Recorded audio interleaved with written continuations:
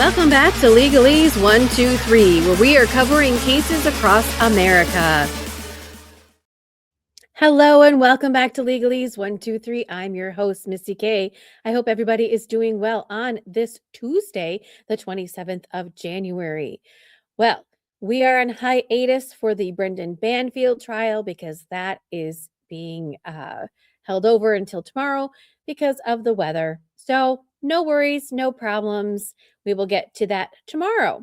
I am traveling, so we'll see how I can cover that whilst traveling, but I will try to give updates as I can on the X and on the Tickety Talk Clock app as well as Facebook. So if you don't follow me there, go there and follow me so you can get updates as I can get them to you.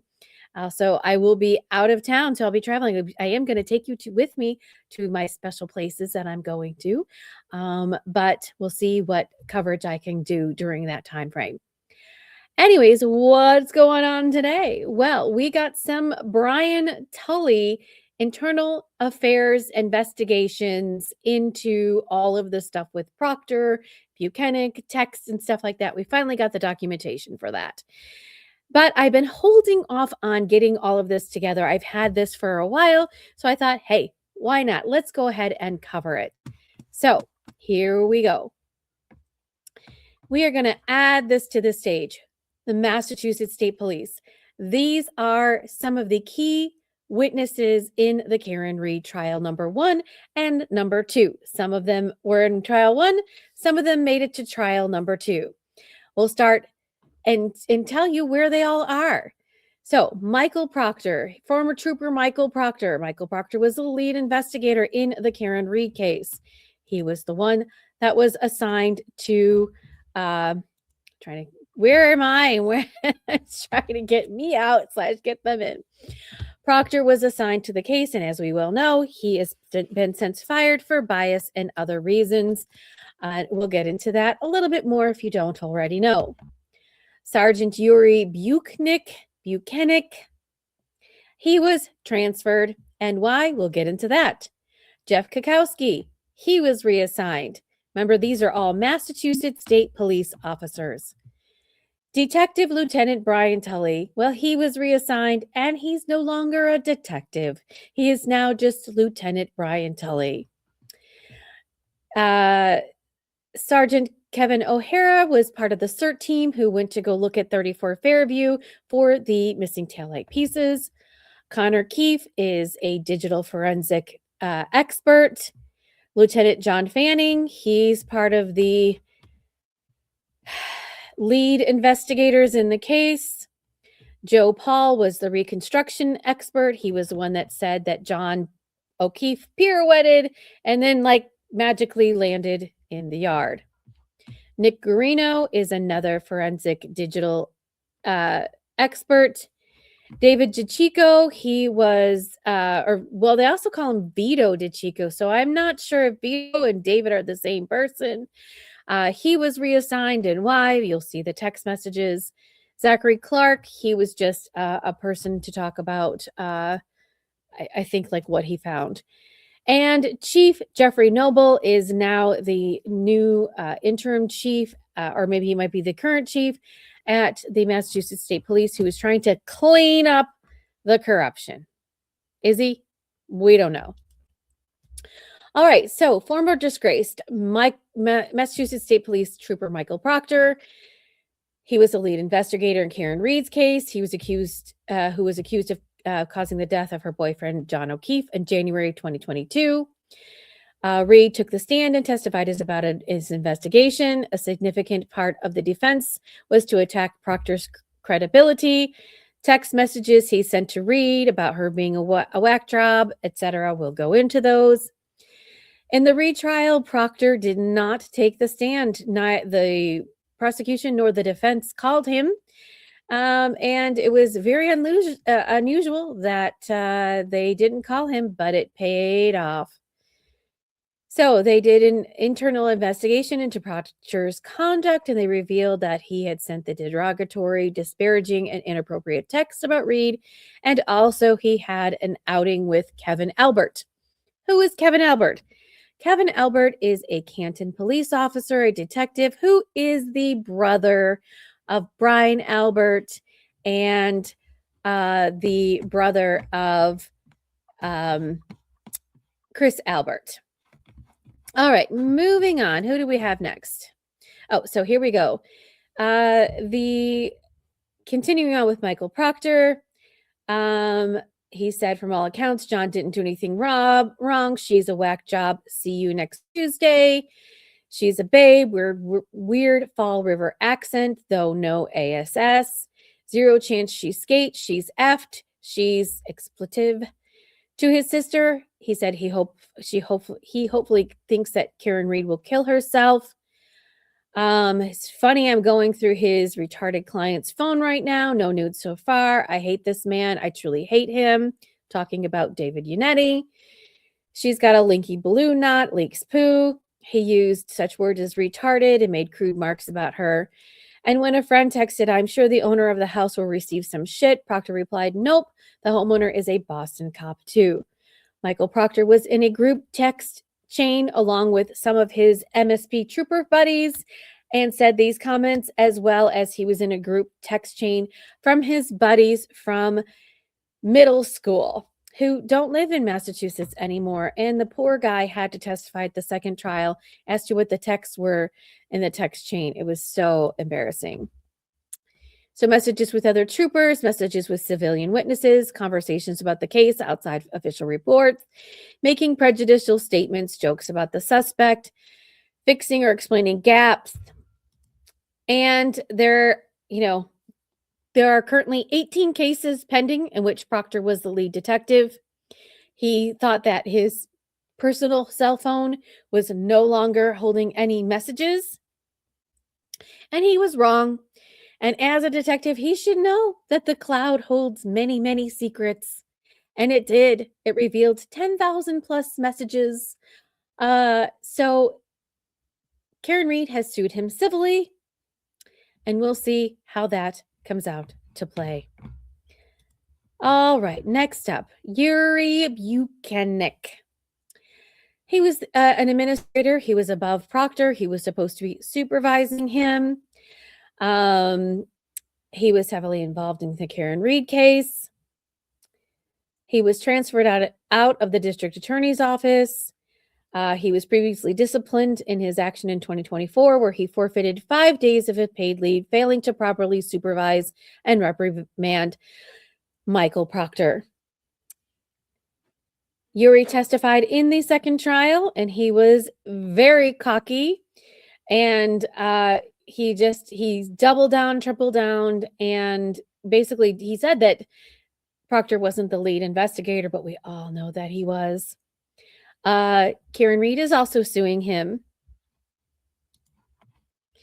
Jeff Kukowski. He is reassigned to an undisclosed unit back in January 2025. His text messages to Michael Proctor were on April 28th, 2022. Without a doubt, he's got diarrhea of the mouth too. Rookie move, not meeting with the ME and getting that homicide determination that was David DeChico. Yuri and I have 2 conference calls with her, had numerous photos, etc. We laid out the entire case. David DeChico says, you should have had me and Jeff do it, referring to Jeff Kukowski. So, what does this mean? Well, the medical examiner in the Karen Reed case could not determine the cause of death for John O'Keefe. The troopers definitely wanted her to state that it was a car accident and that Karen Reed was ultimately liable, but she couldn't do it. Even he had some symptoms of hypothermia because he was out on the lawn, but she could not determine that that was the case. He also asked if Karen Reed was hot. So he got transferred too. All right. Detective, no longer Detective Lieutenant Brian Tully. He's temporary assignment in the MSP Division of Investigative Services in October of 2025. He was the unit commander. Again, he had a supervisory role over Michael Proctor. He was 1 out of 5 in the Proctor's text thread. He failed to properly supervise and discipline troopers. He did not document negative performances on official evaluations, and Tully was disciplined, and he also forfeited 6 days of his vacation time. Plus, he's no longer a detective. Karen Reed has also filed a civil suit against him. Lindsay Gattani in the Aidan Carney case also filed a lawsuit against Tully because special prosecutor and Brian Tully had downloaded her phone, and instead of extracting the things that they were supposed to extract, they extracted everything, gave it out to Carney's defense. At the time, there was no protective order, so Carney gave it out. And so anything and everything of Lindsay's personal business about her family, and her children have been released to the public. So she is suing him as well as Special Prosecutor Robert Cosgrove. And this is where we come full circle. Aidan Carney's case is this Friday, the 30th of January. He is trying to boot off Robert Cosgrove because Lindsay Gattani is going to be a witness in Aidan Carney's intimidation cases. And if that is the case, then Robert Cosgrove is conflicted out because Gattani is suing him. You just can't make this stuff up. The minute that you try to go into a loop and try to explain something, it all just comes around full circle and everybody is interconnected with everybody. All right, David DeChico. Here's the Proctor texts. Michael Proctor says, without a doubt, he's got diarrhea of the mouth, rookie move. We already read all of these. Should have had me and Jeff do it. If you two did it, she would have made an accidental or natural causes. Of course, it's undetermined. She's a whack job. He's talking about the medical examiner. Dear God, WTF, what the hell is inconclusive about the whole thing? I also have to remind you that DeChico, Proctor, and Buchnick were also involved in the Brian Walsh case. And if it wasn't for the trooper in Cohasset, we might still be down the same road with Brian Walsh and some missing evidence or potentially violations of his rights. So here we are. DeChico is a close friend of Michael Proctor's. They played golf together. They hung out. DeChico likely deleted the ring footage camera that could have been exculpatory to Karen Reed. Unconfirmed. Some it's pure speculation. He had access to the evidence locker at the Norfolk County District Attorney's Office, but we know that some of the stuff wasn't locked up. We know some of the stuff just sat there for a couple of weeks. He went to 34 Fairview on February 3rd to collect pieces of the taillight. Despite collecting all of this inculpatory material, DeChico decided not to tell the grand jury about any of it when he took the stand in the spring of 2022. That is from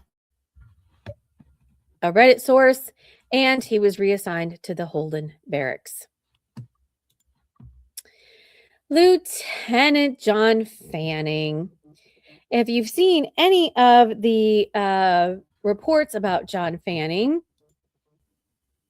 as you may know, Brian Tully was present at the arresting of Karen Reed. If you haven't seen those videos, you definitely should. You can see how Tully and Proctor were like, we're going to beat down the door if she doesn't come to it. Really? Karen Reed is such a threat that, something's going to happen. You got to beat her door down. Where's the respect for human decency? But whatever. So the defense alleged that Fanny, who was involved in the overall security and logistics, reported or relayed information that led to a juror being dismissed in the late proceedings. You remember that in the first trial of Karen Reed? The defense attorneys argued that this amounted to improper influence on the jury. Fanning was a part of the internal affairs review by the Massachusetts State Police looking into the conduct of the troopers and supervisors involved in Karen Reed. He was investigated alongside the other supervisors for questionable conduct. There was insufficient evidence to prove or disprove that Fanning violated any rules. But here is where Fanning is connected to other cases. Sandra Birchmore, he was involved in the earlier investigation that was ruled a suicide. If you haven't heard about the Sandra Birchmore case, we do plan to cover it at some point in time. It is gone to the federal courts right now. Matthew Farwell is accused of unaliving Sandra Birchmore, but the Massachusetts State Police, as well as some Canton police officers, ruled her initial death as a suicide instead of homicide. He was in the Brian Walsh case, if you remember. He went to go collect the iPad. And when I say that, if you recall, Brian Walsh had said, hey, I can give up my devices willingly. I'll give up my phones, because he knew that the phones had nothing to do with his Googling how to dismember a body, right? And when John Fanning arrived, he saw that there was the cracked iPad sitting on a table or something, and he's like, hey, can I have that too? Now, Brian Walsh, who is not the smartest cookie in the jar, said, sure. Well, he did not know that that iPad was connected to his Mac laptop via the Apple ID. And so anything you search on your laptop that's connected via Apple ID, it goes into the cloud. And guess what? That's how they found all those searches. And then that's what led them to the dumpsters that they found all the evidence that they did. So either Fanning's intelligent, or he just got lucky, or Brian Walsh's rights were violated. Do we know? It doesn't matter. Brian Walsh was convicted. Okay, in the Aidan Carney case, Tully was directly involved in the investigation that led to Carney's criminal charges, and Tully arrested him. This is on the witness intimidation charges. All right, so that is all that we have as far as who's the who of the who of the who. We've gone over some of these people before, but we're just really talking about like who got reassigned, etc. We know that Connor Keefe and Nick Garino were involved in the Karen Reed case about digitally downloading their devices. They were also involved in the Brian Walsh case.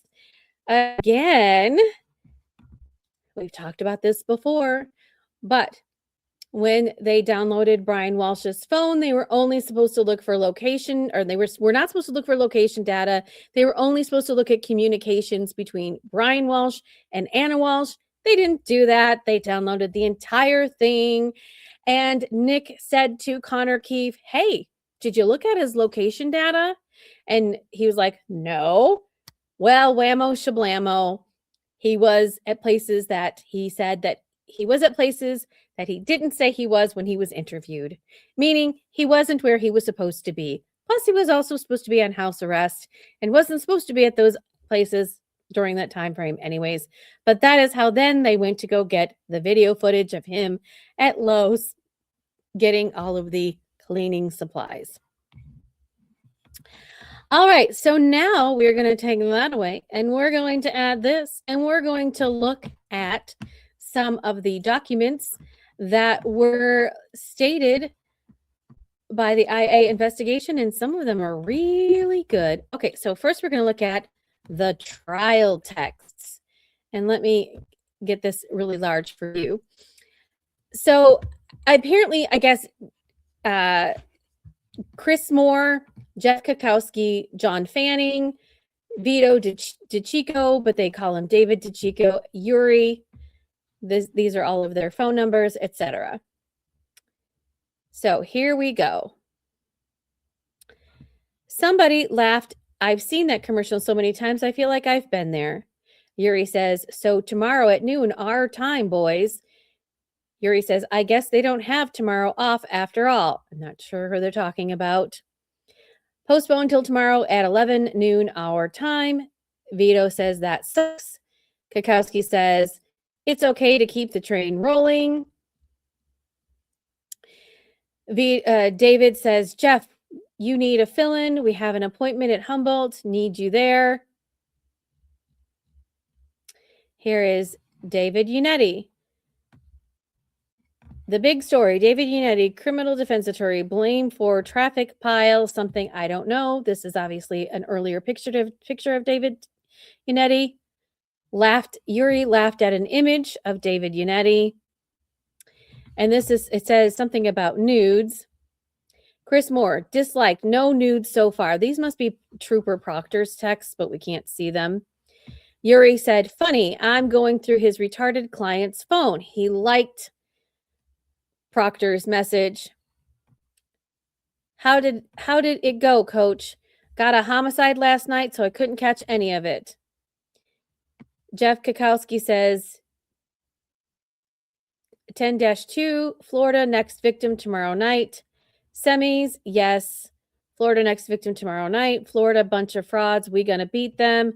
Florida next victim tomorrow night. So that was interesting. So we went through the texts. So you can kind of see those. All right. So let's go to the facts of the case. And if you'd like, I'm going to go ahead and post all of these documents on my Facebook page or on the X space. Just go to legalese123. Just go to my just go to my legalese123, and I'm on Facebook and X, and those documents will be there for your perusal. All right, let's get back to this. Less of me, more. Oh, that's not going to work. Here we go. All right, so let's make this big. All right.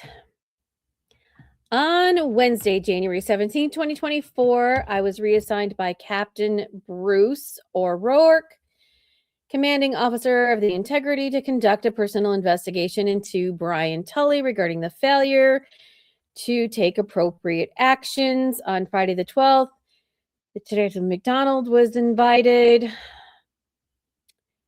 Okay. So messaging. July 18th, 2024, Exhibit 567 from the Commonwealth, declared a mistrial, hung jury. The messages of the iCloud belong to Trooper Michael Proctor. Conversations with, we just went over all who it was, and reference to the text messages utilized as part of the exhibit. Trooper DeChico sent a picture of Miss Reed's defense attorney, David Unetti, to the group. Sergeant Buchanan laughed at the image. Proctor texted, funny, I'm going through his retarded client's phone. And then he texted, no nudes so far. He texted in reference to attorney Unetti, I hate that man. I truly hate him. Trooper Moore then disliked the no nudes so far comment. Sergeant Buchanan liked the funny, I'm going through his retarded client's phone comment. The next communication in the thread was a full day later. The communication text from Sergeant Buchanan stating, how did it go, coach? Got a homicide last night, so I couldn't catch any of it. The 6 text messages following Buchanan's appeared to reference a baseball game involving Trooper Kakowski. Okay, they reviewed the transcripts and the videos of the testimony. Proctor testified. He sent several texts to the above-mentioned group on paragraph 5, including all of the people. Under cross-examination by Miss Reed's defense attorney, Alan Jackson, Trooper testified that Sergeant Buchanan and Fanning were his supervisors. So we already know all of that. All right. So I talked to you about Kevin Albert a little bit. So here we go. Proctor testified that on July 19th, 2022, he went out drinking with a Canton police officer, Kevin Albert, after working together on a cold case in Sandwich for an interview. This was in response to questions by the defense attorney related to a text message conversation between Trooper Proctor and Officer Albert on July 20th, 2022. Proctor texted Officer Albert, found your badge in my cruiser this morning. Officer Albert texted him that he could not find his badge and gun. When the defense attorney asked if Officer Albert left his badge in his cruiser after a night of drinking, Proctor responded, yes. The defense attorney then asked him if he was drinking and driving in his cruiser. Trooper responded, from what I remember, we were down in the Cape working on a cold case together. and stopped for dinner, had a few beers, and then he dropped him off. The defense attorney then showed Trooper Proctor a text Officer Albert sent about him being hungover and asked that if that refreshed his memory about drinking the night before. Trooper Proctor responded, yes, it does refresh his memory. The defense attorney then asked Trooper if he was in his cruiser, and Trooper responded, yes, that he was. A copy of the video of Commonwealth versus Karen Reed, day 22. So they reviewed the testimony of the Reed trial that was streamed on Law and Crime.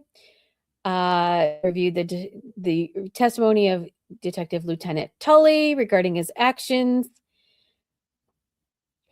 They reviewed the most recent Massachusetts State Police employee evaluation, the knowledge compliance application, oral written communications, initiative and dependability, interpersonal relations,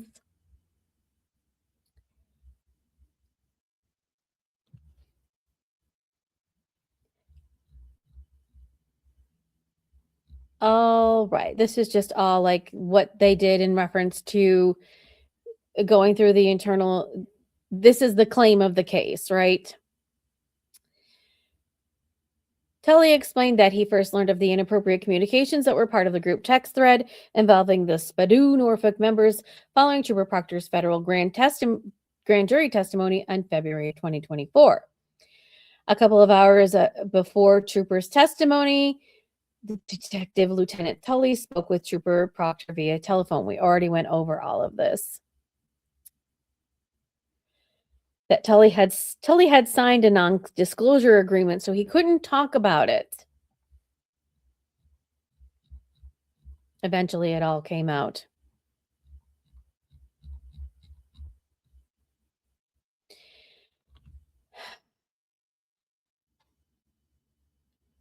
So now they're talking about Tully and his investigation.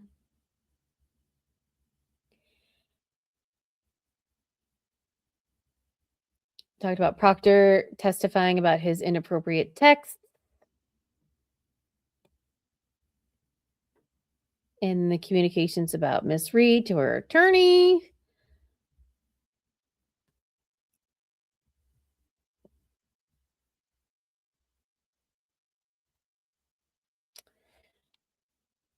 Okay, so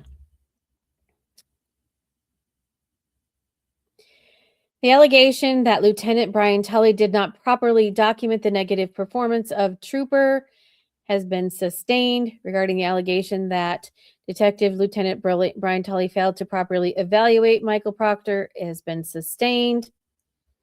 Regarding the allegation that Tully did not properly document the negative performance of Yuri is sustained. Tully failed to properly evaluate Buchanan, sustained. The allegation that May 6th, Tully did not properly document the negative performance of John Fanning, that's not sustained. That he failed to properly evaluate John Fanning is not sustained.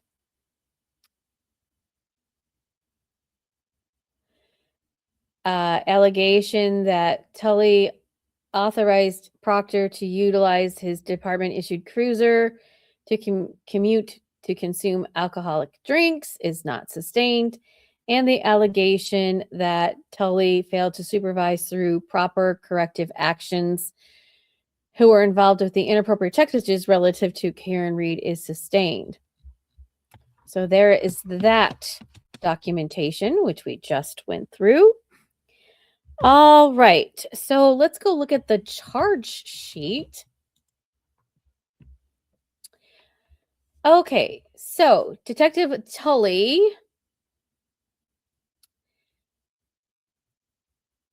failed to supervise through proper corrective actions.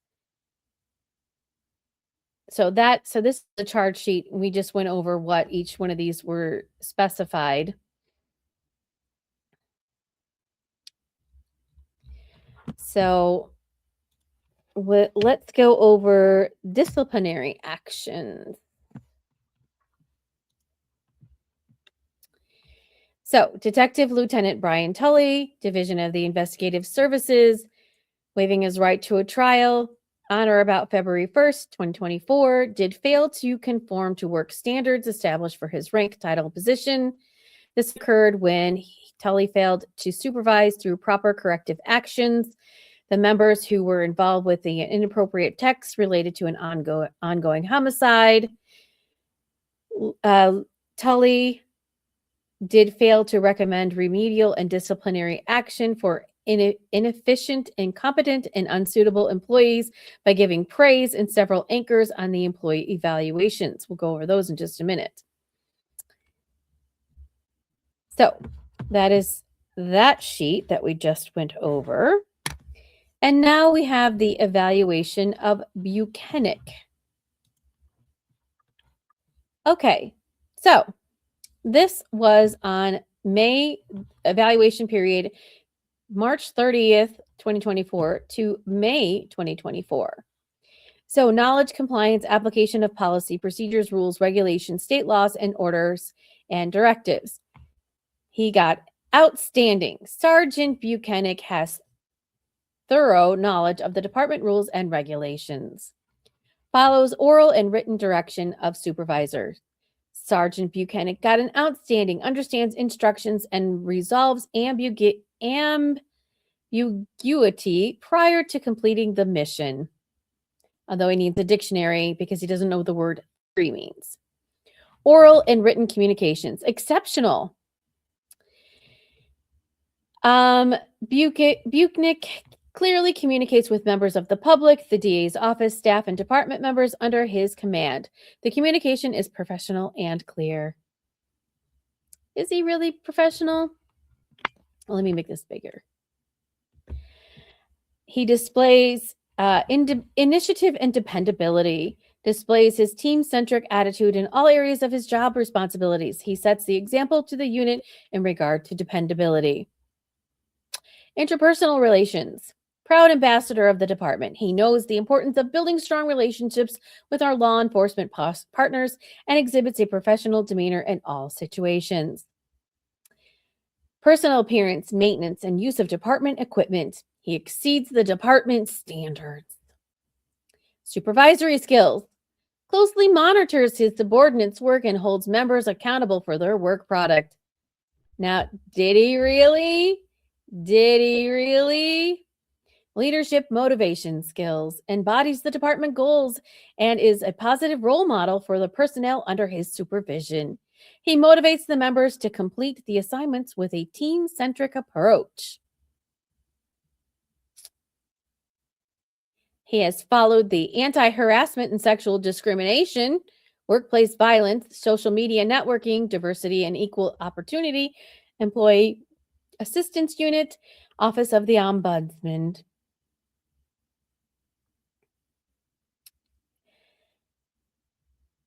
So that is Yuri's evaluation. Let me know in the comments what you think about that one. Okay. Employee evaluation for Michael Proctor. This was on April 2024 to May of 2024. Knowledge, compliance, application of policy and procedures, rules and regulations, statute, law, orders, and directives. He got an outstanding. Proctor possessed full knowledge and understanding of the laws, regulation of the Commonwealth as they relate to his duties and assignments at the Norfolk District Attorney's Office. Follows oral and written direction, even though he backdates his reports, or he fails to write reports, or he fails to turn in evidence at the right time, or he fails, I forget what my line of questioning was, fails to turn over video evidence, and it just magically left in a file folder for no one else to see, even though others have seen it and others picked it up from the Norfolk District Attorney's Office. Proctor is great at taking orders and utilizing follow-up questions to clarify same. Always ensuring the correct message is being received as it is communicated by the directive or supervisor. He got exceptional in the oral and written communication skills. Proctor always writes a clear and concise, properly formatted report. It might be a month or 2 months or maybe even a year later, but it's very clear, right? His work is reviewed by many staff members at the Norfolk District Attorney's Office. Yes. Who also take notice of his work. Because remember when Lolly was on the stand and Rosemary Scapiccio was barbecuing him and he was asking about Proctor and why Proctor hadn't turned over the the warrants for Miles King? He's like, he'll get them to me. He'll get them to me. Initiative and dependability. Being one of the most dependable, reliable, and accountable members, Proctor is always willing to volunteer for extra assignments in an attempt to help out another member. Maybe he's just doing it for the money. Interpersonal relationships. Proctor displays professional demeanor and composure, even though he told his sister that he hoped Karen Reed would kill herself, and that he told Julie Albert not to give him a gift, but give his wife a gift. This is seen during interviews with witnesses, suspects, as well as victims and their families. Proctor is direct and concise when interacting with other members of law enforcement through investigations. His personal appearance. Well, I wouldn't say that right now. I think Mr. Proctor has gained some weight from his stress because he's not working anymore. His unmarked cruiser is always washed within proper working order and maintenance schedule. His administrative duties are outstanding. They're performed in a timely fashion with close attention to detail. Proctor is polite, diligent in his responsibilities with calling members of the public. Yep, we know that that's not true. His investigative ability. Had a high-profile case load with a lot of eye and pressure from external sources during the entire life of the investigation and subsequent court proceedings. He's handled himself in all of his cases with the utmost professional. Yep. Did you see those text messages? I don't think so. Oh, and look, Brian Tully was the reviewer. Yeah. All right. So we did the evaluations. All right. So there's a whole bunch of stuff. There's investigative requests. There's their transcripts of what they were asked, etc. Rank designation. Let's take a look and see what this is. Oh, so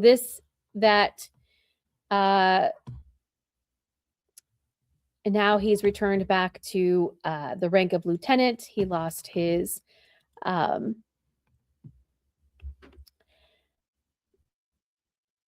this is telling him that you've been a subject of an investigation. So that is all that we have in reference to the Brian Tully internal investigation documents. Most of this you already know, but it's nice to see the documents and go over them. If you have any comments about this, please let me know. Tell me what your thoughts are, and how much or how long does these things go on, right? And if it wasn't for the Karen Reed or Sandra Birchmore case or even the Brian Walsh case, would some of these things come to light? I think the answer is yes, because even in the Miles King case, Proctor is also in trouble for not handing over the affidavit warrants, by not giving discovery over. And it has been a constant issue. Is Proctor the only one? Are some of these other Mass State police officers involved in late discovery, turning over, etc.? Who knows? Now that Jeffrey Noble's in power, is he going to clean this up? You see, most of these people have the curse. I call it the curse of Karen Reed. You messed with the wrong girl, and so now she's taking you out one by one. She's coming in like a wrecking ball. She's going to knock you all out. So you guys think that you had you had her under a barrel, she just turned that around on you. So that is all that we have for today. We'll be back in court tomorrow for the Brendan Banfield trial. So make sure that you are stay tuned and that you like and subscribe if you want to hear more about these cases and other things that are going on. See you soon. Thanks for watching Legalese 123. If you like what you saw, please like and subscribe for more content.